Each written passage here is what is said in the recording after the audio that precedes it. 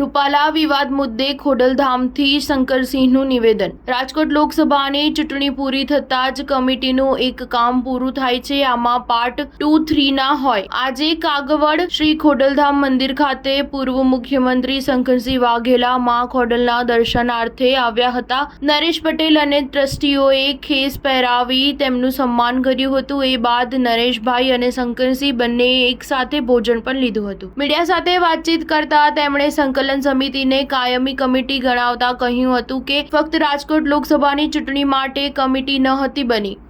આ એક કામ હતું, એ પૂર્ણ થયું છે। આમાં પાર્ટ 2, 3 ના હોય। ગોંડલના સુલતાનપુર ગામે શંકરસિંહ વાઘેલા ગોંડલિયા પરિવારની સપ્તાહમાં જતા હતા। એ દરમિયાન ખોડલધામ મંદિરે દર્શન કર્યા બાદ તેઓ સપ્તાહમાં જવા રવાના થયા હતા। ત્યારે વચ્ચે કાગવડમાં સ્થિત ખોડલધામ મંદિર આવતા તેમણે માના દર્શન કરવાનું નક્કી કર્યું। તેમણે જણાવ્યું હતું કે ધાર્મિક કાર્યક્રમમાં નરેશ પટેલને પણ આમંત્રણ હોવાથી સાથે જઈએ એ ઉદ્દેશથી આવ્યા છે। ત્યારબાદ માતાજીના દર્શન કરી નરેશ પટેલ અને શંકરસિંહ વાઘેલાએ સાથે ભોજન પણ લીધું હતું। સંકલન સમિતિ વિશે પ્રશ્ન પૂછતા શંકરસિંહ વાઘેલાએ નિવેદન આપ્યું હતું કે ખોડલધામમાં માં ખોડલની ચર્ચા થાય। સંકલન સમિતિના મિત્રો મળવાના છે। આ સમિતિ પરમનન્ટ સમિતિ છે, ફક્ત આ કામ માટે આ સમિતિ નહોતી। સંકલન સમિતિ જે દિવસે રાજકોટ લોકસભાની ચૂંટણી પૂરી થઈ એ દિવસથી આ કામ પૂર્ણ થાય છે। સાથે જ પાર્ટ 2, પાર્ટ 3 એવું કંઈ ન હોય। સ્ટાર ન્યૂઝ 7 હંમેશા સચ્ચાઈની સાથે।